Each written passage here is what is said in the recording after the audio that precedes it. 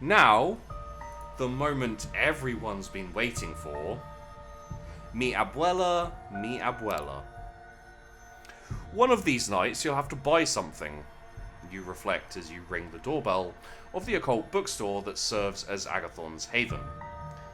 Perhaps something about auras? Or the tarot? The same sleep-deprived blonde woman you saw on your first visit opens the door for you. Each kindred has their own servants, and Agathon seems to go for the tired Wiccan mum type. Oh, you come in. She's not a vampire, so she's just a little tired. The woman disappears into the back room even as you close the door behind you. Lacking any better directions, you make your way up the stairs. At first, you thought the chanting was part of the ritual soundtrack that plays in the shop even at night. As you reach the first floor, you realise that it's Agathon's voice. You come up just in time to see him standing in the middle of his ritual paraphernalia with his wrist cut open over a wrought iron stand holding a blood-red stone.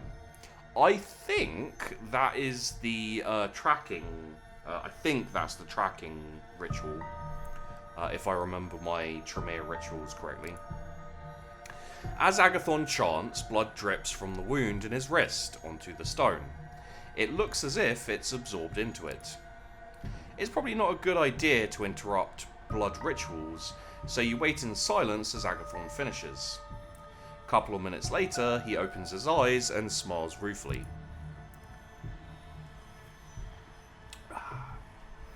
I've done so many of these rituals, I hope it's not too off-putting for you, Blair.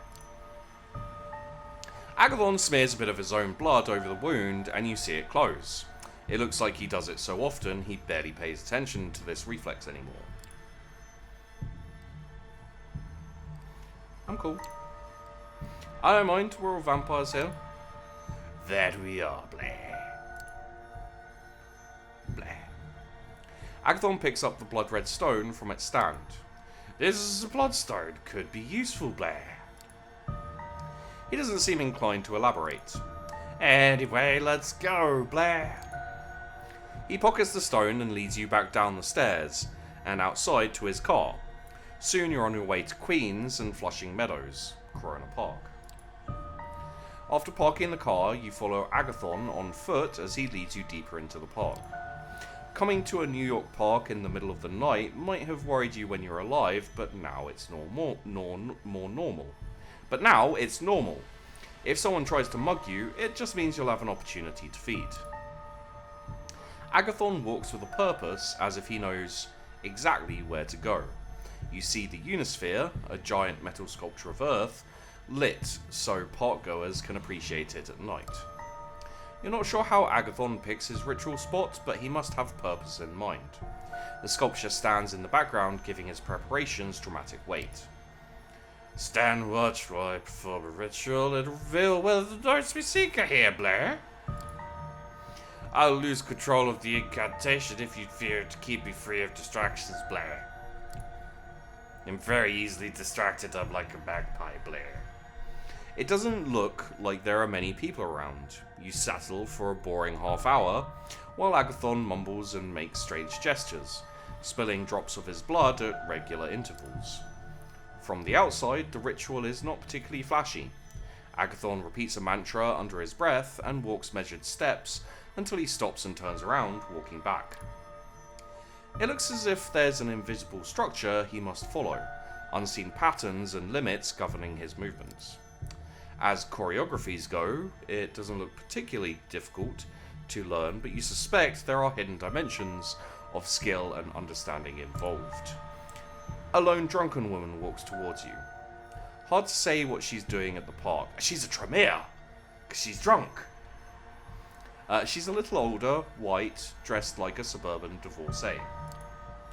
What's your friend doing? He's got a heart, Blair. I'm gonna guess she's actually a vampire, but she probably isn't. The woman's word is slurred by alcohol, but she seems to have decided that you are the evening's entertainment. Hey, you stop being weird and talk to me. The woman seems determined to walk past you to Agathon. This looks just like the kind of interruption that he was worried about. Agathon is immersed deep in his ritual, so why not use the time you have constructively? You walk up to the woman from behind, grab her shoulders, and sink your fangs into her throat.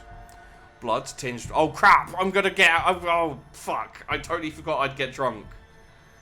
But then he wouldn't know he'd get drunk either, so technically it makes sense. Blood tinged with alcohol and horniness flows into your mouth, as the woman moans from the sudden pleasure of the kiss. Oh, I need to sit down. Just as you lick the wound closed, the woman collapses onto the ground, swaying, trying to sit upright. Suddenly you hear a scream of rage. Startled, you turn around just in time to see Agathon running at the woman on the ground, his expression contorted with hate. Did the woman make enough noise to interfere with the ritual? That doesn't explain why he's in such a rage. Oh, none of my business. Step back. I don't know well enough to know what the fuck's going on. You step aside as Agathon leaps at the woman, sinking his fangs into her neck as she screams pitiably. The woman's screams quiet down as Agathon drinks more and more. You pull Agathon away from... I decided not to let him kill her. He might regret it. I don't know. He struggles, but he's clearly not used to physical scuffles. Agathon looks at you wild-eyed, then suddenly snaps out of it. He stares at you in embarrassment and horror. You shouldn't have to see that. I'm really sorry, Blair. Something triggered a ward I have. We have to go now. There's no time to waste, Blair. Agathon starts running towards his car, and you do your best to follow. Usually, Agathon drives more carefully than most humans. Than most humans you know, but now something is different. He's speeding, honking at every car that gets in your way. You're driving towards the Bronx, and twice, Agathon almost collides with another car. He's clearly not used to driving fast, but something is overriding his usual caution. Oh, D'Angelo, your voice just hurts me so much. Why is the moon red? You screech to a stop in front of a red-tile apartment building. Agathon jumps out of the car and starts running, leaving you to take the keys from the ignition and close the doors. Agathon just disappeared up the stairs, and you follow his agitated shouting. Abuela, it's me, Javi. You come to the 5th floor landing after a run that would have left your mortal self winded, to find Agathon banging on an apartment door and fiddling with his keyring. A few of the neighbours poke their heads out of the door, but nobody intervenes. Agathon finds the right key and slams the door open, running inside. You follow, entering what looks like the home of an old Mexican lady. There are portraits on the mantelpiece and a crucifix on the wall. The smell in the apartment is musty with old age, and you detect a faint odour of vampiric blood. Sylvia, where are you, Blair?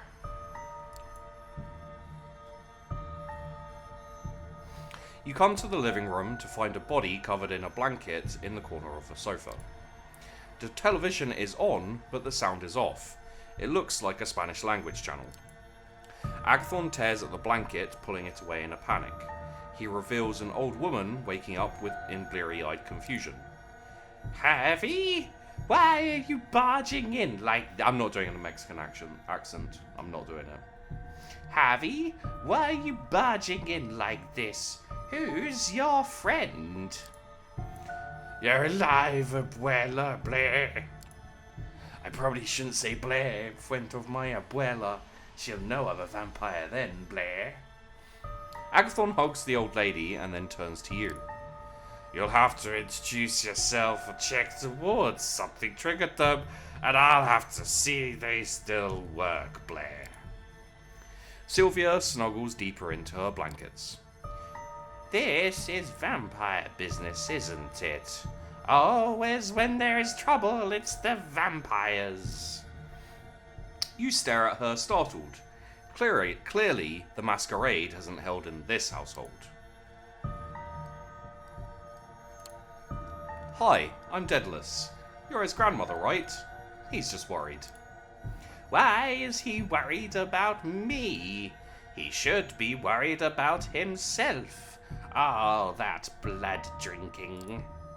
This is about the girl who came to visit, I can tell.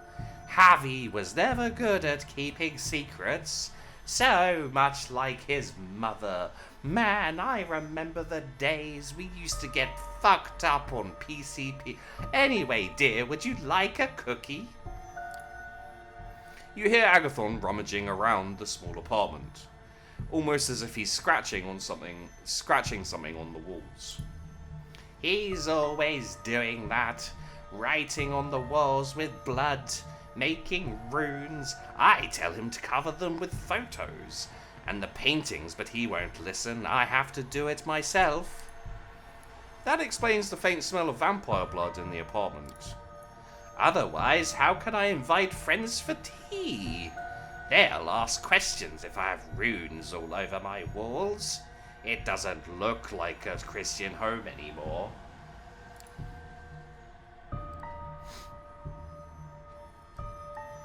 Girl who visited, what's her name? Juno. What did she want? What did she talk about? What did she want seems like the best way to word it. What did the girl want? Why was she here? She came to talk to me and to leave a message. I may be old, but I can still have a social life, can't I? Granny likes to get freaky. She was a vampire too, I expect.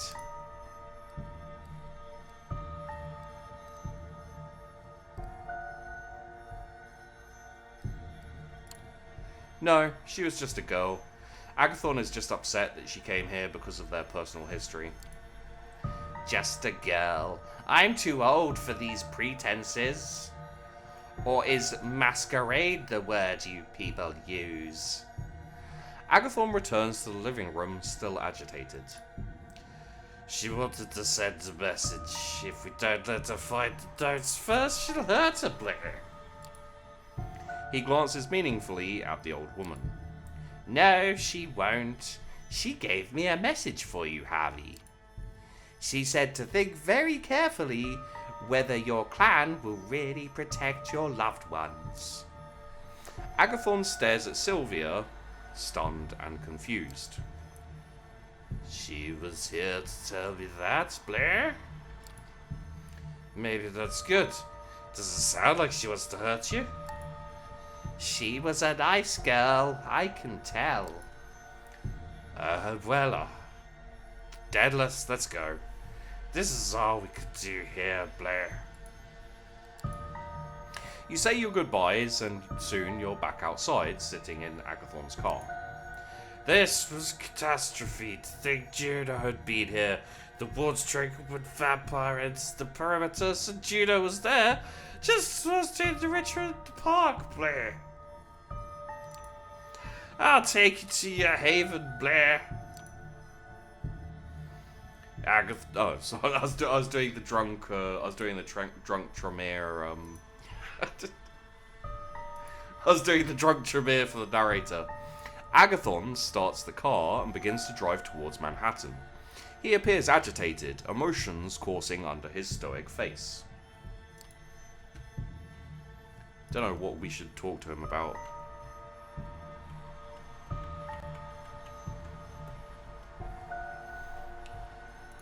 Probably about the grandmother, weirdly enough. Or the Masquerade. Yeah, okay, Masquerade.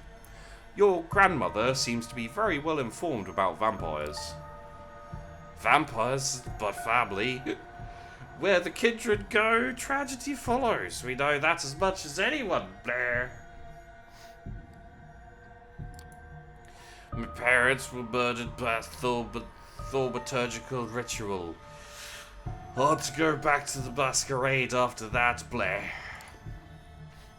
Agathon is gripping the steering wheel harder than he should, although he's back to his usual careful driving style.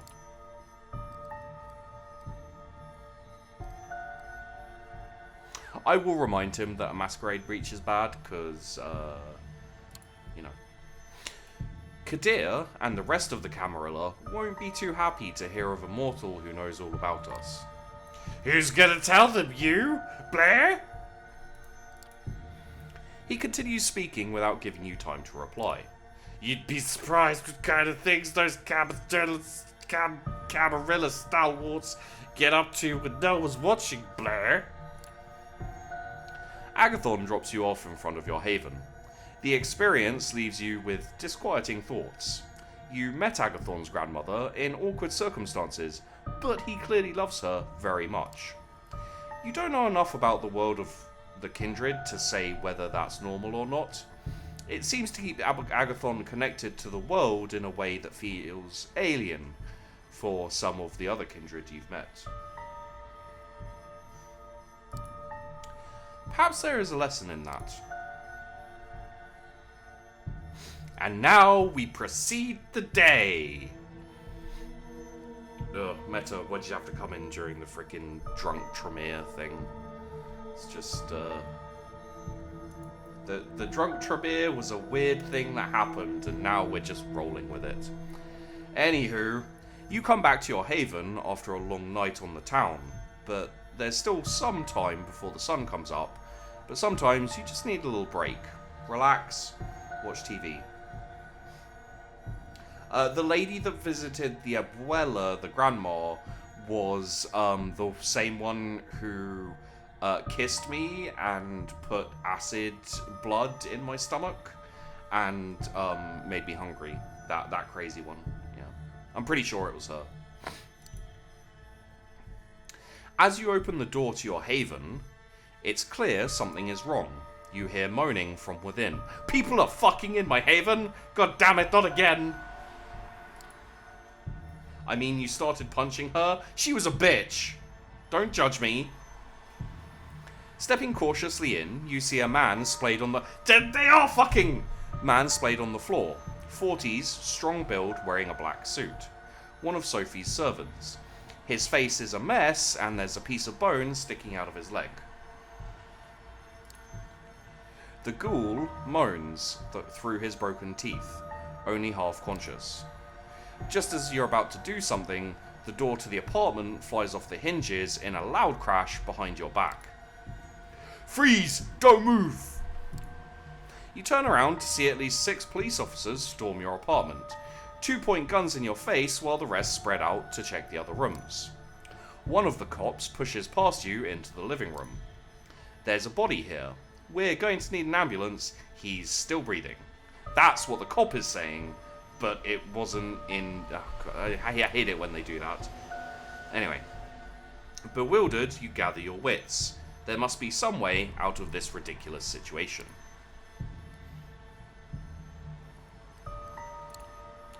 I just came in. I have no idea what happened. Please, you have to believe me. Save it for someone who gives a fuck. Hoorah! Another policeman pushes you against a wall and yanks your hands behind your back. You consider using your vampiric powers, but how to do that without breaking the masquerade? You glance at the body cameras the officers wear. Best make this look like a normal arrest. Still, sunrise is not too far away. Suddenly you hear a commotion out in the hallway. Sophie walks into the apartment surrounded by an entourage of serious-looking men and women in dark clothes. Some of them flash badges at the officers present.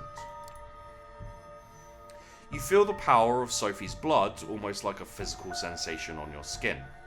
There's no saying no to her. This man was with me when this terrible act of violence occurred. He has an airtight alibi.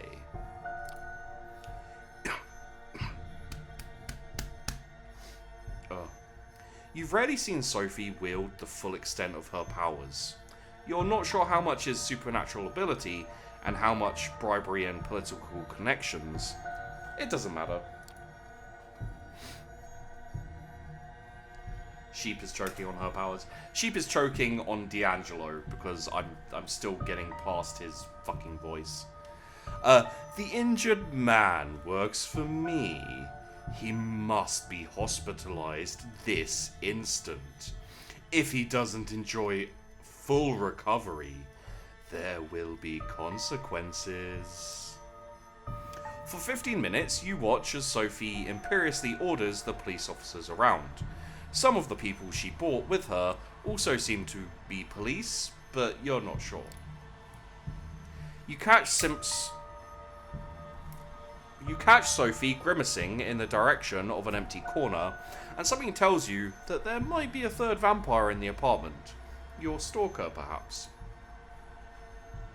The injured man gets carried away on a stretcher. The cops leave without even checking your ID.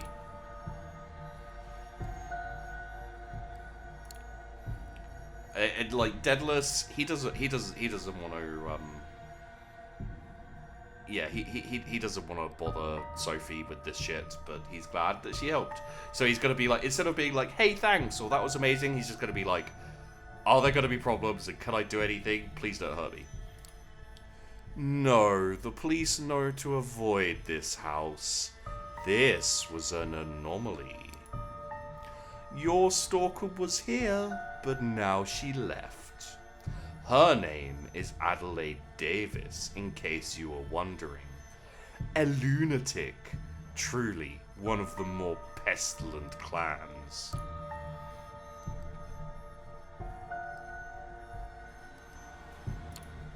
How can I stop this from happening again? You can't, but we can. I'll arrange a little chat with Miss Davis. Later, you'll join me in Elysium and deal with this problem like the vampire you are. With words. Sophie leaves you alone. The idea of spending the day in a haven that's just been raided by the police seems risky, but you decide to trust in Sophie's assurances. It's not like you have anything else to go on. And we rest. Sophie requests your presence tonight, and it seems urgent. You find her already waiting for you, and clearly considering something. It takes some minutes of awkward silence before she speaks. I require your assistance, Daedalis. There is a matter of great importance that I need to ask you to resolve for me. You will find what I'm about to say surprising. I'm sure. But I need you to hear me out. I need you to contact an important anarch figure in New York City and arrange a meeting for us.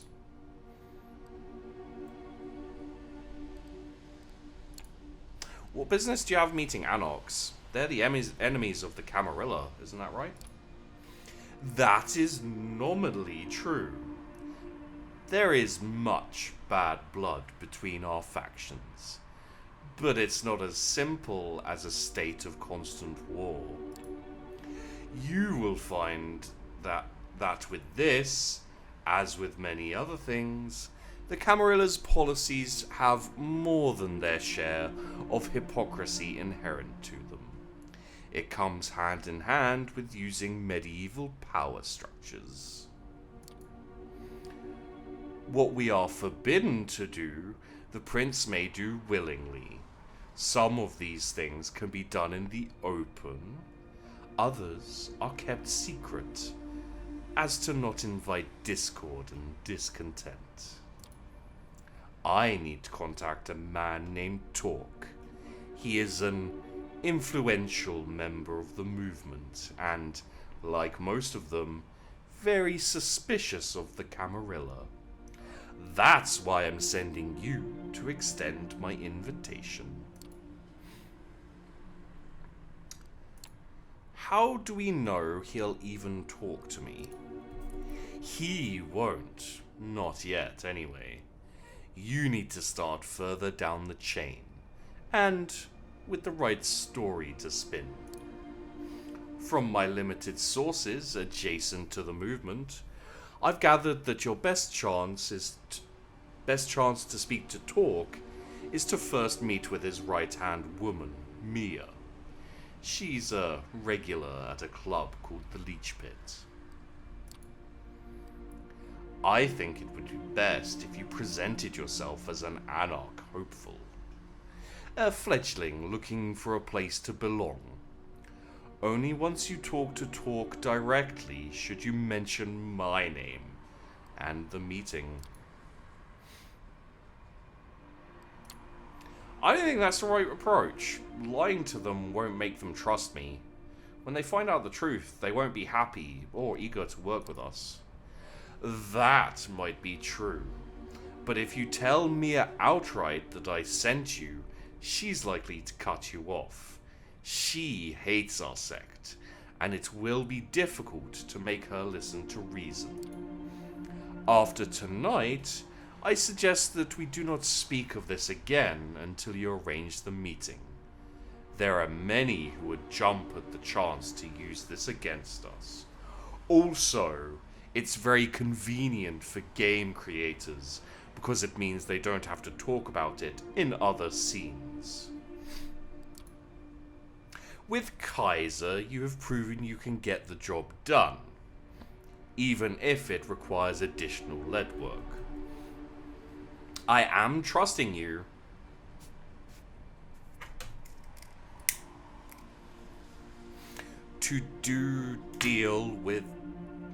I am trusting you to deal with this task as... I think the do isn't supposed to be there. I am trusting you to deal with this task as quickly and covertly as possible. My brain read it out and was like, that doesn't make sense, but my mouth was like, shut it, we're just reading. Forgive me, but that's all the time I can spare tonight. What I'm asking of you is just part of a bigger whole. Trust me, it will all be worth it. Okay, I'll do my best. I know you will. Check with Gregory for the address of the leech pit. Have Mia introduce you to talk. When she does, tell him I wish to meet. Let him pick the time and place, but let it be soon. If he proves too guarded, tell him I have something that will help him gather allies against Boss Callahan. That should pique his interest. Good luck, and obviously, not a word about this to anyone else, not even any new friends you might have made in recent nights. This stays between us. The way she says that final sentence suggests a not-so-veiled threat, but her warm smile belies that impression. You want her to keep trusting you. You wouldn't want to disappoint her. Gregory gives you the address. The club is in Brooklyn. Apparently, it's some kind of heavy metal pub with a dedicated concert space. Time to pay this Mia a visit.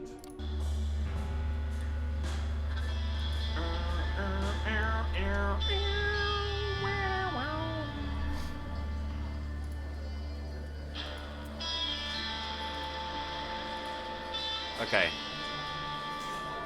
The place is teeming with people tonight. You arrive in the middle of a concert.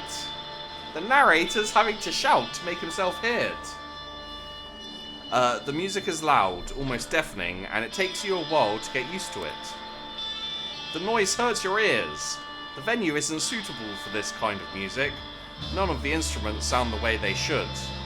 The cacophony sets you on edge.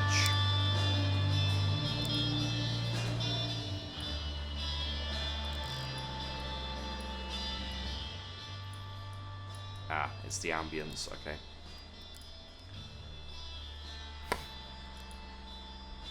A group of a dozen patrons are tightly packed in, and the smell of their sweat and youthful, excited blood overwhelms you momentarily.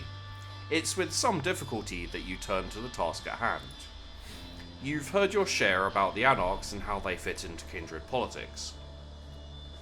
But you only have your short encounter in Corona Park to base your actual opinion of the faction on. That might have just been a horrible first impression, but you're keeping your guard up just in case. You start at the bar. Mia was supposed to be a regular. Might as well check how true that is. The bartender turns to you after she pours a line of drinks to a group of rowdy patrons. What can I get you? I'm looking for a girl called Mia. She frequents this club, I heard. Yeah, she visits every now and then. What do you want with her? I just wanted to meet her. She's kind of a local legend. Yeah, ain't that the truth? Have a seat somewhere. I'll send her your way if I see her. You find a table to yourself after the group who you saw order the drinks before clears out, and keep observing the scene and the bar. About 20 minutes pass before a woman approaches you. She's lanky, wearing a jacket a few sizes too big for her frame. It's clear she's got an attitude. She sits across from you without question.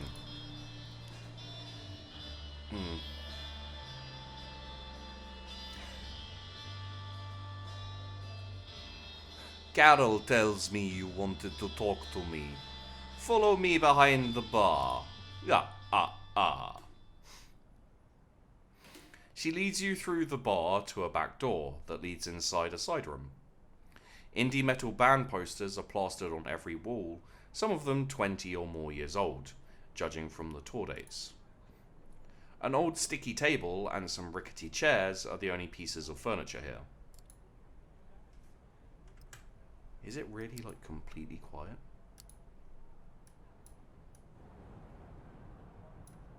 Pretty much, okay.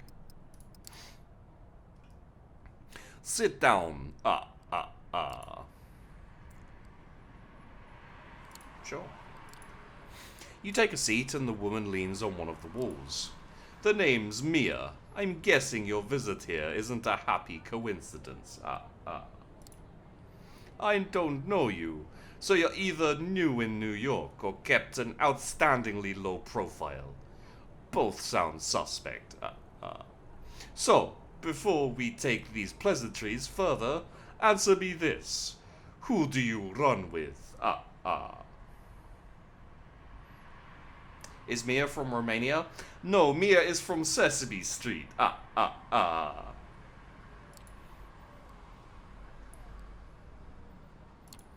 Camarilla, I guess. But I'm looking to switch. Is that so? She looks you up and down. It's hard to read her. Okay, sure, I'll bite. But let's get one thing out of the way. She leans in. If this is some clever ploy to oust me of my domain, or if you're just here to spy on me and the movement, I'll make sure that you don't enjoy undeath much longer. Got it?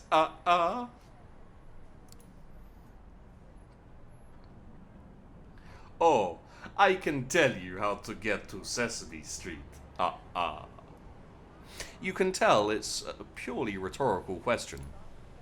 Right, here's the pitch.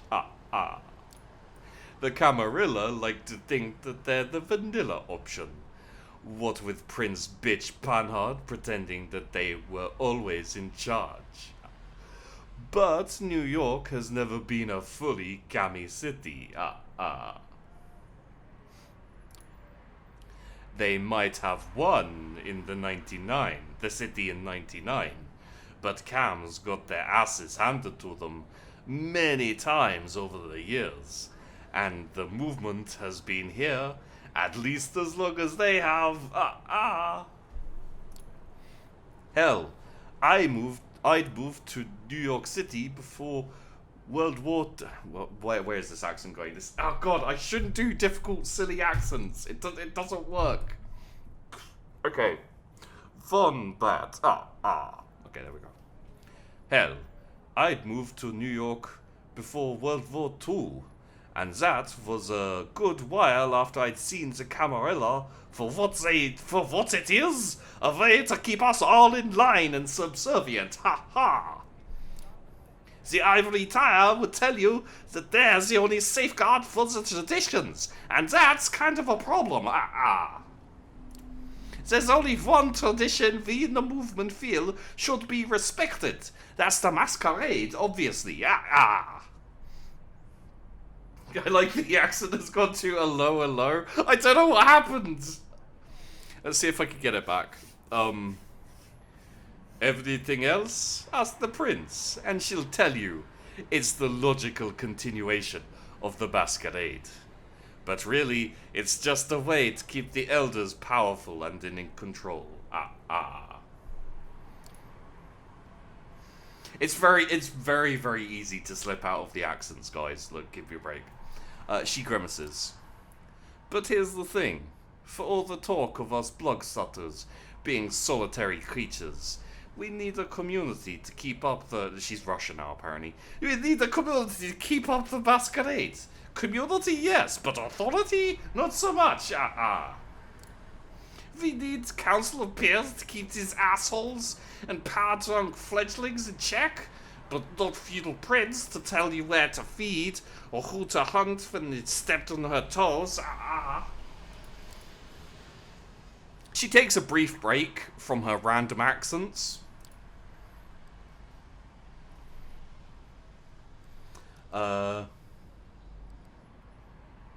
Sounds too good to be true. Mia bares her teeth in a predatory smile. You better believe it. Sure, we still have to struggle with the urges of our kind, but it's safer. And more fair. We're as free as air as our condition permits, but unlike Otakis, we don't stand alone. Normally, a guy by the name of Callahan has been overseeing the movement's agenda in New York City for the past few decades. Most follow his lead. I know where this accent's going, and I don't like it, because I can tell where this fucking accent's going, and it's going to a very terrible place. Would you guys like to see where the accent's going in chat? Because it's going in a very specific direction. So I should talk to Callahan? So what you're saying is, I should talk to Callahan. No, I'm saying you should talk to somebody else. Ha ha! If you're concerned about being well received in the city, you might need to go through Callahan. But if you're serious about the Anarch cause, he's not your guy. Ha ha! Callahan eats up fledglings like you and shits out self-preservation. His position is bad and is mighty shaky now. Not least due to the fact he's backstabbed more than his share of allies. So he's doing what any other old fart in your position of power would do. He's doubling down. Negotiations are out. Intimidation is in. Tightening ranks as a precaution against the Second Inquisition. She surprises you by intimidating Arnold Schwarzenegger. By hacking and spitting on the ground in disgust. Oh god. You can see what I mean? Like, that's where it was going. I feel the need to ask you guys which accent I should stick with. But, fuck it. I know you're just going to say Arnie. If you spend some time at the cams, that should sound very familiar to you. He's no better than Panhard and her cronies at this point. No, you need to contact Torque. And wouldn't you know it, it's your unlucky night, because I'm the lick to do it, though, through, sure. Oh, this hurts my voice too. God damn it. How is Torque different? Motherfucker, you're really asking for it. Uh-oh, her anger flares up again. I'll pretend that was just a naive question and not a half-assed jab. Torque is a leader, a local baron, who's overseeing a small domain. But he's doing a very good job of it. Callahan knows this, so he's giving him shit. Torque is taking it like a champ. He's smart like that. For one of us rebels, he's got the patience of a saint.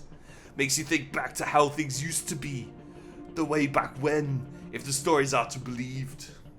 Anyway, you wanna meet him?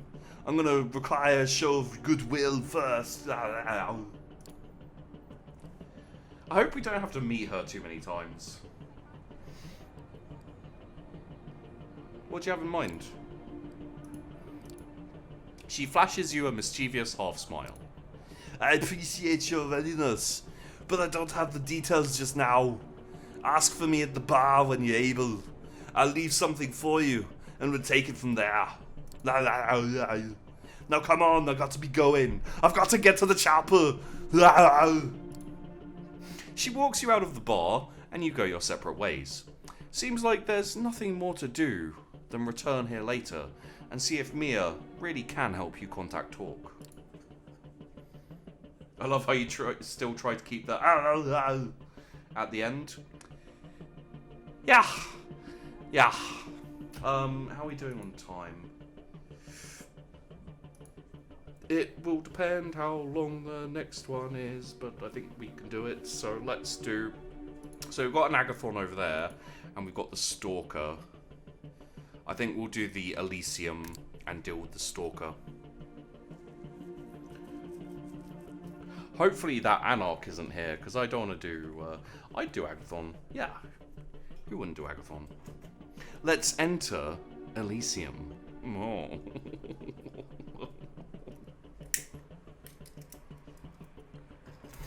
Visiting Elysium with Sophie is always a humbling experience. She's connected, well-known, important. You're a nobody. You've always known this, of course, but it's especially apparent when you come in with her. Everyone notices her, and she drinks it in like it's her birthright. That's Adelaide Davis. Let's go say hello. You spot the woman Sophie is referring to, Adelaide, your stalker. Intense, dishevelled, and young-looking. A Malkavian, if you've understood correctly. As you approach, Adelaide looks at you with undisguised hate. My two favourite people. I love you too, Adelaide. Adelaide looks from Sophie to you and laughs mirthlessly. The sound is creepy enough to make people glance towards you. I'll never stop. You should know that. I'm relentless. What is this all about? I understand why you hate me, but why hate Daedalis? Adelaide looks so angry. For a moment, you fear she'll hit you, Elysium or no. As if you don't know, they called me a creep. That's very insulting, especially to someone like me. Was that when you were creeping invisible in my haven? Yes. Sophie sighs. You have to stop, otherwise I'll take this to Kadir. Do that. I have friends much more powerful than him.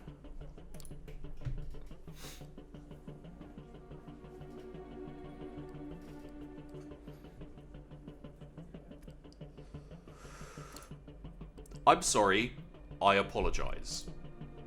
This is way past an apology. The harm you've done is irreversible. Adelaide locks eyes with you, ignoring Sophie. Let's talk later. We'll have some fun together. Adelaide walks away. Sophie watches her go before she says anything. She's a lunatic. They say all kinds of things. Don't worry about it. She knows that if she crosses the line, there will be consequences. Sophie steps away to chat with her friends, and you look at the kindred around you, wondering how many would really help you in times of trouble. Probably not many. Wow, that was really short. Okay, let's see what happens the next day. Okay, so we're doing that. Alright. Well. This is going to be interesting.